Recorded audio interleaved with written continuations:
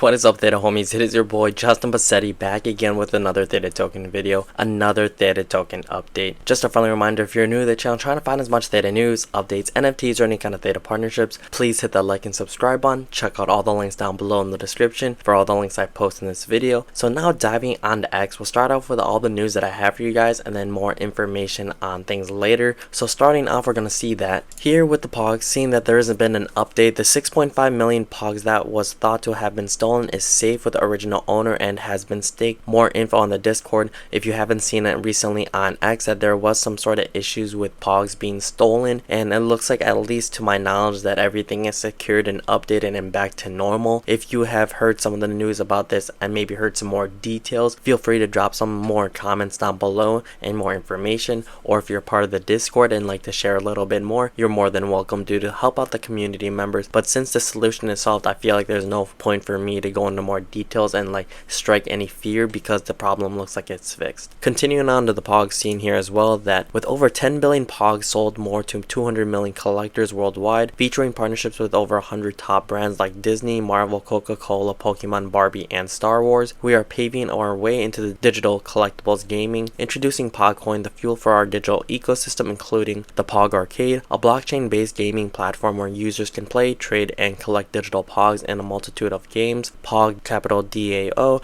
a decentralized autonomous organization where POG coin holders participate in governance, making decisions that shape the future of the direction of the ecosystem and DAO Treasury. POG TV platform, a streaming service that offers exclusive time-gated content and streaming experiences. By tokenizing nostalgia, we aim to captivate our massive audience, ensuring their legacy continues in the digital collectibles and gaming markets. So here is Naija, I believe is how you pronounce his name, one of the better or well-performed skateboarders, I believe is his profession and career in terms of the bigger audience members. They're like celebrity star who is showcasing their project. To my knowledge, he's been pretty active with the POGs. And then also, just don't want to forget is I'm a little more skeptical still on the project, even though there's a lot of name brands, and things like that. When you're aiming for nostalgia as your backbone, yeah, it's nice and cool and all, but like overall in the long run, what kind of utility are you going for? But I could be just more skeptical because when it comes to crypto, just since there's NFTs and things like that have not been panning out so much, especially being in the crypto scene or Theta scene for some time now, and that's just my own personal opinion. If you have any other thoughts or comments, feel free to drop some comments down below and help out, and we'll start a conversation or so. So that's why I'm a little more skeptical when it comes to the POGs, but more on that as this project, it looks like it's getting more popular, but still when it comes to the utility part,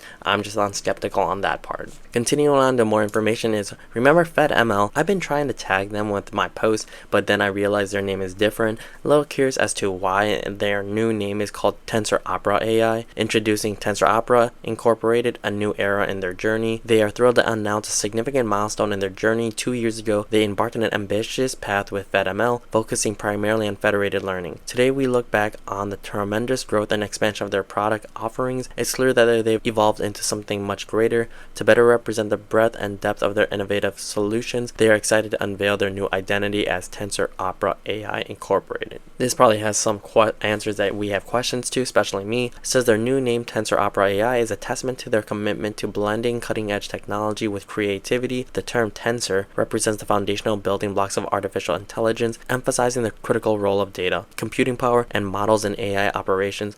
Opera, on the other hand, brings to mind the rich, diverse world of the arts, encompassing poetry, music, dance, orchestration, and collaboration. This name reflects their vision for a generative AI future, characterized by multimodality and complex multi-model AI systems that are as harmonious and coordinated as their grand opera. Nice name though, but at least I was hoping for a little more heads up when they were changing their name. Maybe there was and I just didn't see anything. Expanding their product suite. As Tensoropera AI, we are proud to offer two main product lines that are catered to the wide range of needs with the AI community. Tensoropera AI platform, accessible at this website. This platform is a powerhouse for developers and enterprise aiming to build and scale their generative AI applications. Their platform excels in providing enterprise-grade features that include model development, AI APIs, serverless and decentralized GPU cloud operations for training and inference, and comprehensive tools for security and privacy. It's designed to empower users to create, scale, and thrive in the AI ecosystem economically and efficiently. And then going back to Tensoropera FedML, FedML. Available at FedML AI, this platform remains a leader in the federated learning technology. It offers a zero-code, secure, and cross-platform solution that's perfect for edge computing. The Edge AI SDK, part of the Tensoropera FedML, ensures easy deployment across edge GPUs, smartphones, IoT devices. Additionally, the platform's MLOps capabilities simplify the decentralization and real-world application of machine learning, backed by the pioneering research from their co-founders. So to my knowledge, it seems like everything is almost the same. If anything, they're continuing to grow. It sounds like a separate department from their FedML, but it sounds like it's something new altogether. So from reading this, from my understanding, it's just hard to say as to what is happening. But when I'm making these type of comments or like reading these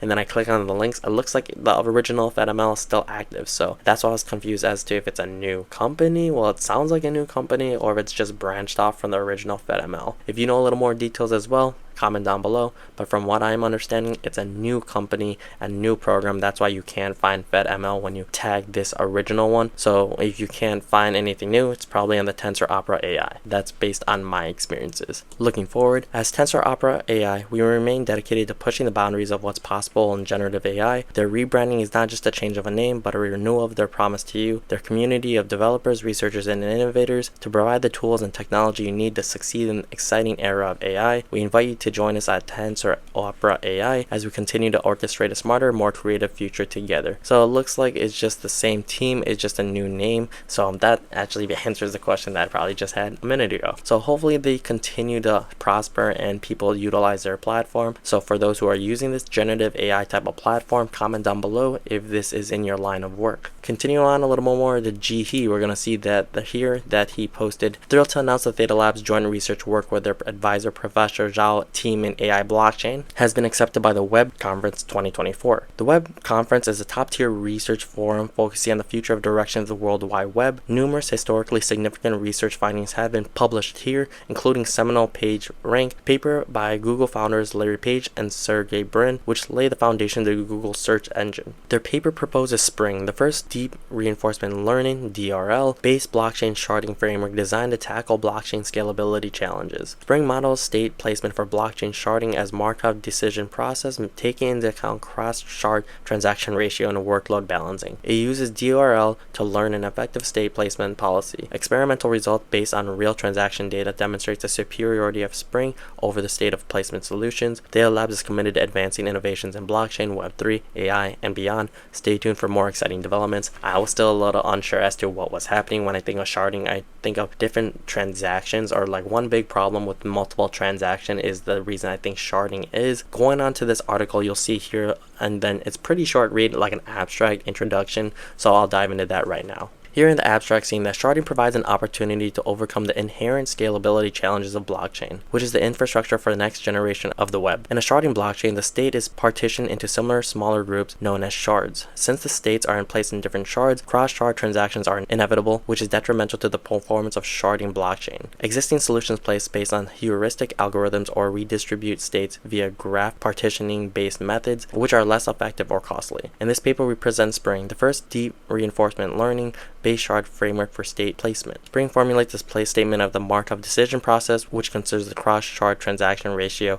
and workload balancing, and deploys DRL to learn the effective state placement policy. It says experimental results based on real Ethereum transaction data demonstrate the superiority of Spring compared to the other state placement solutions. In particular, it decreases the cross-shard transaction ratio by up to 26.63% and boosts throughput by up to 36.03%. All without unduly sacrificing the workload balance among shards. Moreover, updating the training model and making decisions takes only 0.1 second and 0.002 seconds respectively, which shows the overhead is acceptable. So from my understanding, it's quicker processing as well as increasing the work and transactions that are needed. From my nursing background, trying to understand this, I believe that is what the whole message is with this sharding update. But for those who are a little more interested or actually more into tech in terms of this update, don't forget to definitely comment down below, and then we'll start conversations from there. That's what I like trying to do, help everyone learn as much as possible so they can understand is what these updates mean. But from my understanding, that is what I'm interpreting, and hopefully that is correct. But just another reminder that none of these videos are financial advice. Continuing on, almost done here, seeing that replay is meet, imagine, replace friends.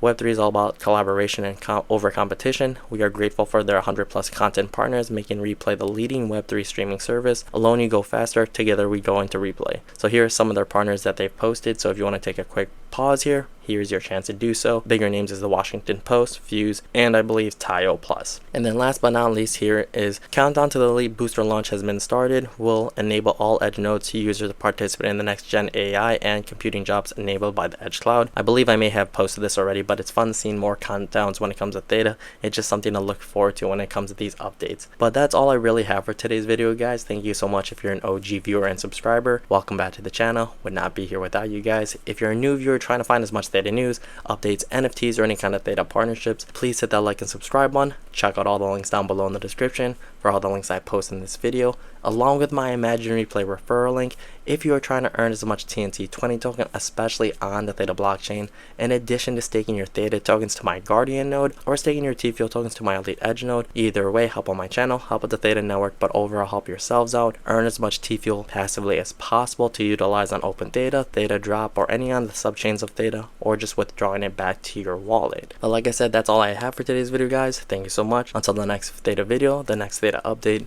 it is your boy Justin Bassetti, so try to keep up. Hi, deuces.